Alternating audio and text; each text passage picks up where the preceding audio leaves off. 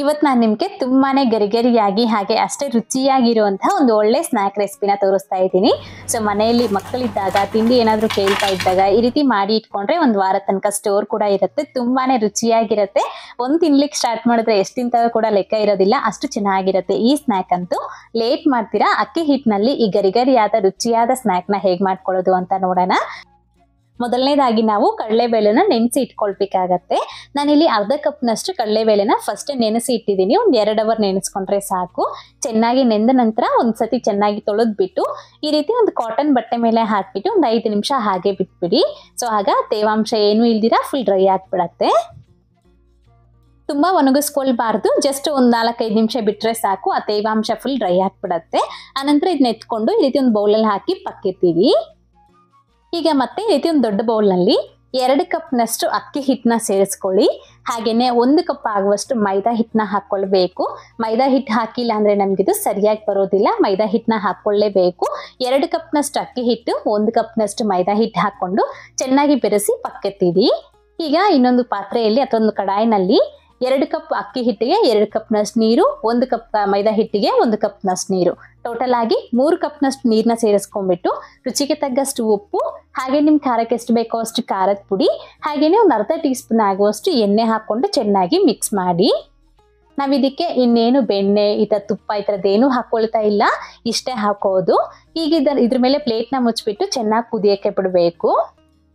ಚೆನ್ನಾಗಿ ಕುದಿಯುವಾಗ ಈಗ ಗ್ಯಾಸ್ನ ಫುಲ್ ಕಡಿಮೆ ಉರಿ ಇಟ್ಕೊಂಡ್ಬಿಟ್ಟು ಈಗ ಇದಕ್ಕೆ ನಾವು ಮೊದಲೇ ಕಲಸಿ ಇಟ್ಕೊಂಡಿರೋ ಈ ಹಿಟ್ಟನ್ನ ಹಾಕ್ಕೊಳ್ಬೇಕು.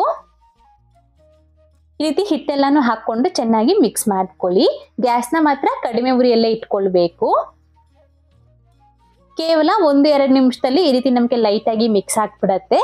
ಈಗ ಅದ್ರ ಮೇಲೆ ಒಂದು ಪ್ಲೇಟ್ನ ಮುಚ್ಚಿಬಿಟ್ಟು ಫುಲ್ ಕಡಿಮೆ ಉರಿನಲ್ಲಿ 2 ನಿಮಿಷ ಹಾಗೆ ಬಿಟ್ಬಿಡಿ ಸಾಕು, ಜಾಸ್ತಿ ಹೊತ್ತು ಬೇಡ. ಪ್ಲೇಟ್ನ ಮುಚ್ಚಿಬಿಟ್ಟು ಒಂದು 2 ನಿಮಿಷ ಬಿಟ್ಟಿದ ನಂತರ ನೀವು ನೋಡ್ಬೋದು ಚೆನ್ನಾಗೆಲ್ಲ ಮಿಕ್ಸ್ ಆಗಿಬಿಟ್ಟು ಬೆಂದಿರುತ್ತೆ. ಈಗ ಗ್ಯಾಸ್ ಆಫ್ ಮಾಡ್ಕೊಂಡ್ಬಿಟ್ಟು ಈ ಹಿಟ್ಟನ್ನ ತಗೊಂಡು ಈ ರೀತಿ ಒಂದು ಅಗಲವಾಗಿರೋ ಮತ್ತೆ ಒಂದು ಪಾತ್ರೆಗೆ ಹಾಕ್ಕೊಂಡ್ಬಿಟ್ಟು ಒಂದು ಅರ್ಧ ಭಾಗದಷ್ಟು ತಣ್ಣಗಾಗೋ ತನಕ ನಾವು ಹಾಗೆ ಬಿಡಬೇಕು. ಫುಲ್ ಆಗಿ ತಣ್ಣಗಾಗಬಾರ್ದು, 50% ತಣ್ಣಗಾದ್ರೆ ಸಾಕು. ತುಂಬಾ ಬಿಸಿ ಇರೋ ಕಾರಣ ನಾವು ಚೆನ್ನಾಗಿ ನಾದ್ಕೊಳ್ಳೋದಕ್ಕಾಗೋದಿಲ್ಲ. ಹಾಗಾಗಿ ಸ್ವಲ್ಪ ತಣ್ಣಗಾದ ನಂತರ ಈ ರೀತಿ ಕೈನ ನೀರಲ್ಲಿ ಅದ್ಕೊಂಡು ನಾವು ಚೆನ್ನಾಗಿ ನಾದ್ಕೊಳ್ಬೇಕಾಗತ್ತೆ. ಎಷ್ಟು ಚೆನ್ನಾಗಿ ನಾದ್ಕೊಂಡ್ರೆ ನಮಗೆ ಈ ಸ್ನ್ಯಾಕ್ ಕೂಡ ಅಷ್ಟೇ ಚೆನ್ನಾಗಿ ಬರುತ್ತೆ. ಎಲ್ಲೂ ಸಹ ಕಟ್ಟಾಗೋದಿಲ್ಲ, ತುಂಬಾ ಚೆನ್ನಾಗಿ ಬರುತ್ತೆ. ಆದಷ್ಟು ಚೆನ್ನಾಗಿ ನಾದ್ಕೊಳ್ಳಿ. ಬಿಸಿ ಆದರೆ ಕೈನ ನೀರಲ್ಲಿ ಅದ್ಕೊಳ್ಬೋದು. ನಮ್ಗೇನು ಕೈಗೇನು ಜಾಸ್ತಿ ಅಂಟ್ಕೊಳ್ಳೋದಿಲ್ಲ, ನೀವು ನೋಡ್ಬೋದು ಕೈಗೇನು ಅಂಟ್ಕೊಳ್ಳೋದಿಲ್ಲ.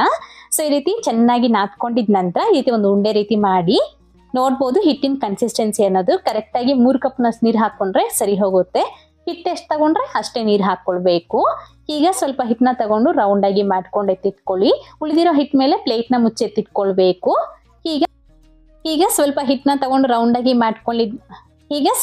ತಗೊಂಡು ರೌಂಡಾಗಿ ಮಾಡ್ಕೊಂಡಿದ್ವಲ್ಲ, ಅದನ್ನ ಈ ರೀತಿ ಕೌಂಟರ್ ಟಾಪ್ ಮೇಲೆ ಆಗಲಿ ಅಥವಾ ಈ ರೀತಿ ಒಂದು ವುಡನ್ ಮನೆ ಮೇಲೆ ಆಗಲಿ ಹಾಕ್ಕೊಂಡು ಚೆನ್ನಾಗಿ ಈ ರೀತಿ ರೋಲ್ ಮಾಡ್ಕೊಳ್ಬೇಕು. ಕ್ರ್ಯಾಕ್ಸ್ ಏನು ಇಲ್ದಿರ ಚೆನ್ನಾಗಿ ನಾದ್ಕೊಂಡು ಆನಂತರ ನಾವು ಈ ರೀತಿ ರೋಲ್ ಮಾಡ್ಕೊಂಡ್ರೆ ಒಂಚೂರು ಕೂಡ ಕಟ್ ಆಗ್ತಿರ ತುಂಬಾ ಚೆನ್ನಾಗಿ ಬರುತ್ತೆ. ಈಗ ನಿಮ್ಗೆ ಯಾವ ಸೈಜ್ ಬೇಕೋ ಆ ಸೈಜ್ಗೆ ನೋಡ್ಕೊಂಡು ಈ ರೀತಿ ನಾವು ವಿಡಿಯೋದಲ್ಲಿ ತೋರಿಸಿರೋ ಹಾಗೆ ಕಟ್ ಮಾಡ್ಕೊಂಡು ಈ ಕಡಲೆಬೇಳೆನ ಅದಕ್ಕೆ ಪ್ರೆಸ್ ಮಾಡ್ಕೊಂಡ್ಬಿಟ್ಟು ಈ ರೀತಿ ನಾವು 2 ಎಡ್ಜಸ್ನ ಜಾಯಿಂಟ್ ಮಾಡ್ಕೊಳ್ಬೇಕು. ಈ ರೀತಿ ನಮ್ಗಿದು ಸ್ವಲ್ಪ ದಪ್ಪಕ್ಕೆ ಇರಬೇಕು, ಆಗ್ಲೇ ನಮಗೆ ಟೇಸ್ಟ್ ತುಂಬಾ ಚೆನ್ನಾಗಿರುತ್ತೆ. ಇದೇ ರೀತಿ ಎಲ್ಲಾನು ಸಹ ಮಾಡಿ ಎತ್ತಿಟ್ಕೊಳ್ಳೋದಷ್ಟೇನೆ. ನಿಮ್ಗೆ ಈ ತರ ಸುತ್ತೋದಕ್ಕೆ ತುಂಬಾ ಲೇಟ್ ಆಗ್ತಿದೆ ಅನ್ನೋದಾದ್ರೆ ಈ ರೀತಿ ಉದ್ದುದ್ದಕ್ಕಾದ್ರೂ ಮಾಡ್ಕೊಳ್ಬಹುದು, ಚೆನ್ನಾಗೇ ಇರುತ್ತೆ. ಸೊ ಹೀಗಿನ ಫ್ರೈ ಮಾಡ್ಕೊಳ್ಳೋದಷ್ಟೇ. ಎಣ್ಣೆ ಬಿಸಿಯಾಗಿದ್ದ ನಂತರ ಗ್ಯಾಸ್ನ ಆದಷ್ಟು ಕಡಿಮೆ ಉರಿ ಇಟ್ಕೊಳ್ಳಿ. ತುಂಬಾ ಲೋ ಫ್ಲೇಮ್ ಆಗ್ತೀರಾ, ಸ್ವಲ್ಪ ಕಡಿಮೆ ಉರಿ ಇಟ್ಕೊಂಡು ನಾವಿದನ್ನ ಫ್ರೈ ಮಾಡ್ಕೊಳ್ಬೇಕು. ಈ ರೀತಿ ಸ್ವಲ್ಪ ಒಂದು ಅರ್ಧ ಭಾಗದಷ್ಟು ನೊರೆ ಕಡಿಮೆ ಆದ ನಂತರ ಇನ್ನೊಂದು ಕಡೆಗೆ ಈ ರೀತಿ ಫೋರ್ಕ್ ಸಹಾಯದಿಂದ ಅಥವಾ ಸ್ಪೂನ್ ಸಹಾಯದಿಂದ ನಾವಿದನ್ನ ತಿರುಗಿಸ್ಕೊಳ್ಬೇಕಾಗತ್ತೆ. ಸೌಟ್ನ ಹಾಕೋದಕ್ಕೆ ಹೋಗ್ಬೇಡಿ. ಆ ಕಡಲೆಬೇಳೆ ಅನ್ನೋದು ಜಾಸ್ತಿ ಮಿಕ್ಸ್ ಮಾಡೋಕೆ ಹೋದ್ರೆ ನಮಗೆ ಸ್ವಲ್ಪ ಬಿಟ್ಕೊಳ್ಳುತ್ತೆ. ಹಾಗಾಗಿ ಈ ರೀತಿ ನಾವು ನಿಧಾನವಾಗಿ ಅದನ್ನ ತಿರುಗಿಸ್ಕೊಂಡು ಫ್ರೈ ಮಾಡ್ಕೊಳ್ಬೇಕು. ಆದಷ್ಟು ಕಡಿಮೆ ಉರಿನಲ್ಲೇ ಫ್ರೈ ಮಾಡ್ಕೊಳ್ಳಿ. ತುಂಬಾ ನಮಗೆ ಹೈ ಫ್ಲೇಮ್ ಇಟ್ಬಿಟ್ರೆ ಮೇಲ್ಗಡೆ ಏನೋ ಫ್ರೈ ಆಗುತ್ತೆ, ಹಾಗೆ ಒಳಗಡೆ ಮಾತ್ರ ಬೇಯೋದಿಲ್ಲ, ಚೆನ್ನಾಗಿರೋದಿಲ್ಲ ಟೇಸ್ಟು. ಆದಷ್ಟು ಕಡಿಮೆ ಉರಿನಲ್ಲಿ ಚೆನ್ನಾಗಿ ಗರಿ ಆಗೋ ತನಕ ಫ್ರೈ ಮಾಡ್ಕೊಂಡು ತಗೊಳ್ಳೋದಷ್ಟೇನೆ. ಈ ರೀತಿ ಚೆನ್ನಾಗಿ ಫ್ರೈ ಆಗಿದ ನಂತರ ನಾನು ಇದನ್ನ ಎತ್ಕೊಂಡ್ಬಿಡ್ತಾ ಇದ್ದೀನಿ. ನೋಡಿದ್ರಲ್ವಾ, ಅಷ್ಟೇ ನಮಗೆ ಒಂದು ಒಳ್ಳೆ ರುಚಿಯಾದ ಸ್ನ್ಯಾಕ್ ರೆಸಿಪಿ ರೆಡಿಯಾಗಿದೆ.